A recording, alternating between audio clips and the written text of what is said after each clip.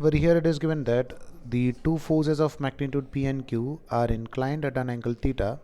The magnitude of their resultant is 3Q.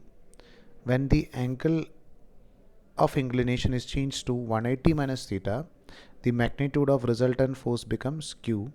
The ratio of P divided by Q is. So over here we can say that the forces of magnitude P and Q and angle between them was something like theta. Now when the inclination is changed to 180 minus theta, so in the second situation this angle we change to 180 minus theta. So we can observe that this is the actual direction of that Q vector. So now if I'm just extending this line something like this, so if this angle is equal to theta, we can say that this is nothing but 180 minus theta. So the meaning of 180 change in 180 minus theta is nothing but we just reverse that vector Q vector. So this is the actual direction of Q vector. Now this is the direction of Q vector. So basically in the first situation, if we are going for P vector plus Q vector, in second situation we are going for P vector minus Q vector, or we are adding in opposite direction, or we can take it as now the angle between them is equal to 180 minus theta. So we know the equation for resultant vector, that is R is equal to under root of a square plus b square plus 2ab cos theta. So the difference is in the first situation the resultant vector is given as nothing but 3q. So if you are squaring on both the sides, we can write r square is equal to a square plus b square plus 2ab cos theta. So in the first situation resultant vector is nothing but 3q. So if you are going for square of 3q, that is going to be 9q square is equal to, we can take it as it is p square plus q square plus 2pq into cos of theta.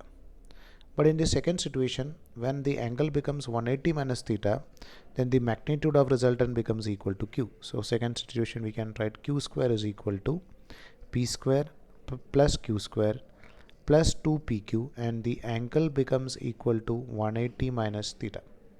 And we know that cos 180 minus theta is nothing but minus cos theta. So this can be written as p square is equal to q square is equal to p square plus q square minus 2pq cos theta, because cos 180 minus theta is nothing but minus cos theta.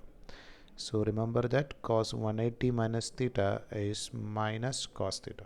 Now if you are going for equation number addition of equation number 1, let's say this is equation number 1 plus equation number 2, so you can observe that this terms like plus 2p cos theta and minus 2pq cos theta will get cancelled. So you can write 9q square plus q square, which is 10q square, is equal to this p square plus this p square, it is going to be 2p square, and this q square and this q square we can take it as 2q square, and this plus 2pq cos theta and this minus 2pq cos theta will get cancelled. So we can write this is 10q square minus 2q square, which is nothing but 8q square. 8q square is equal to 2p square, or we can cancel this 2 and 8, so this is going to be 4 over here.